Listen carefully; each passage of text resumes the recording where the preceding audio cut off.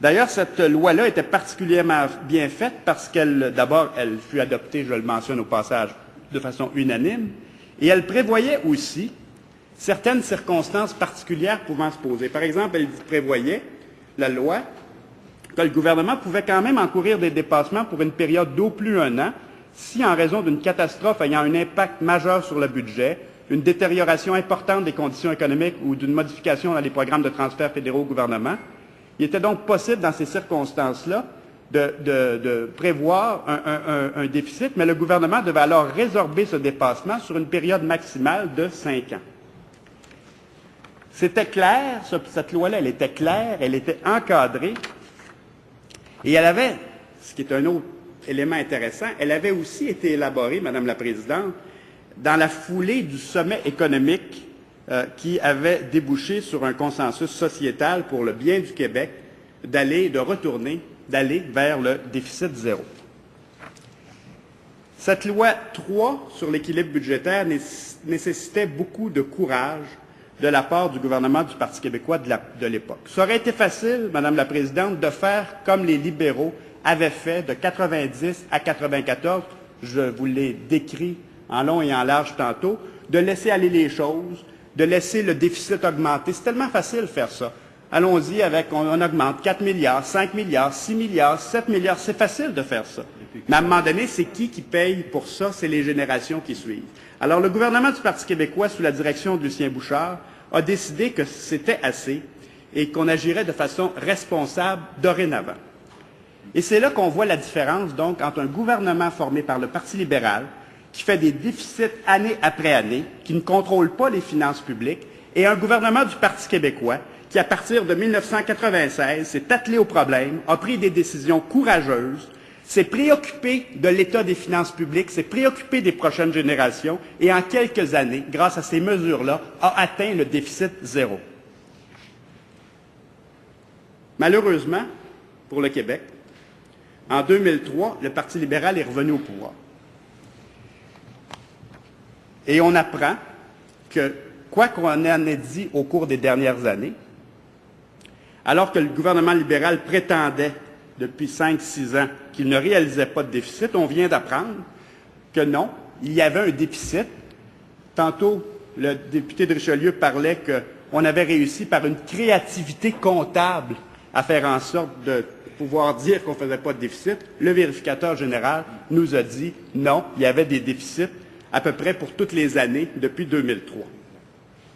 Et c'est pourquoi, dans le projet de loi 40, aujourd'hui, on nous dit remettons les compteurs à zéro et disons, même s'il y avait un déficit de 5,3 milliards au cours des dernières années, remettons les compteurs à zéro et déterminons, et c'est ce qui est prévu dans cette loi-là, que le 1er avril 2006, le déficit, il n'y en avait pas de déficit, prenons 5,3 milliards et envoyons-le directement à la dette. Ça, c'est la première chose. Donc, on efface, par ce projet de loi-là, on efface comme par magie les déficits faits par les libéraux. Mais surtout, et ce qui est particulièrement préoccupant, c'est que dorénavant, on permet les déficits. Vous rendez-vous compte, Madame la Présidente, là, je viens de vous regarder, c'est quand on regarde les 20 dernières années, on voit la période des libéraux qui dépensent, qui ne respectent pas leurs estimés budgétaires, qui font des déficits de milliards et de milliards, 4, 5, 6 milliards par année. Le Parti québécois arrive, avec beaucoup de courage, fait adopter une loi sur l'équilibre budgétaire. Les libéraux arrivent, refont des déficits, même si ça ne paraît pas publiquement. Et pire encore, là, ils nous présentent aujourd'hui, ce mois-ci, le projet de loi 40 pour permettre les déficits pour l'avenir. Et ce, sans véritable balise pour l'avenir, sans encadrement. On peut, dans une situation particulière, pendant un an, on peut envisager un déficit. Ça pourrait être mais avec des balises, comme le projet de loi 3 sur l'équilibre budgétaire le prévoyait, comme je l'ai mentionné tantôt dans mon extrait. Alors, Madame la Présidente, c'est fort triste et, à mon avis, c'est inquiétant pour l'avenir de nos finances publiques et voire pour l'avenir même de notre nation que ce projet de loi 40 qui est un chèque en blanc, comme je le mentionnais tantôt, un chèque en blanc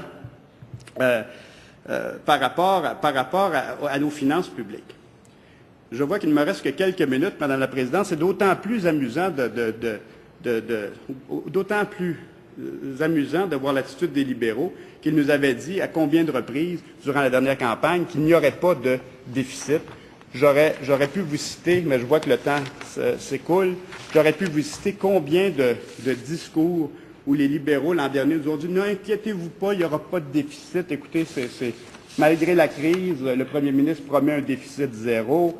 La ministre des Finances de l'époque qui dit « Tout va bien, inquiétez-vous pas. J'ai des réserves importantes. » On sait qu'il n'y avait pas de réserve. En fait, dans sa sacoche, là, il n'y avait pas d'argent, il y avait une carte de crédit. C'est ce qu'on a appris de la part du vérificateur général au cours des derniers mois. Le gouvernement, le 4 novembre, maintiendra l'équilibre budgétaire. Madame Jérôme Forget est formelle. Un gouvernement libéral ne ferait pas de déficit malgré le ralentissement économique.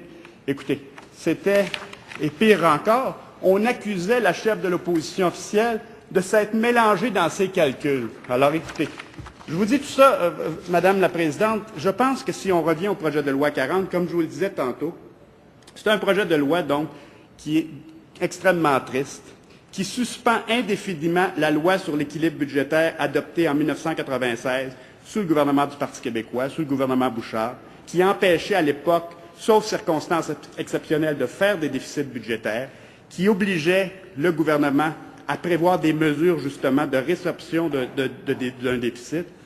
C'est un projet de loi qui, donc, permettrait, s'il est adopté, et j'espère qu'il ne sera pas adopté, qui permettrait au gouvernement de réaliser des déficits budgétaires, notamment dès cette année. On parle d'environ 4 milliards de dollars. On parle de la même chose pour l'an prochain.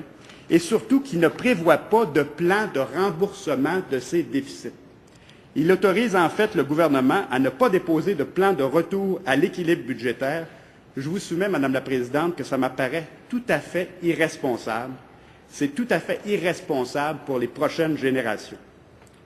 Et c'est aussi très peu transparent parce que le gouvernement ne nous dit pas comment il prévoit revenir éventuellement à l'équilibre budgétaire. Est-ce qu'on fera des coupures? Est-ce que les tarifs seront augmentés? Est-ce qu'il y aura d'autres augmentations de taxes? Rien dans ce projet de loi. Alors, je pourrais continuer longtemps, Madame la Présidente, mais je pense vous avoir exposé, durant les minutes qui m'étaient permises, exposé pourquoi je pense que nous ne pouvons souscrire à ce projet de loi 40 et, en conséquence, je vais voter contre ce projet de loi, Madame la Présidente.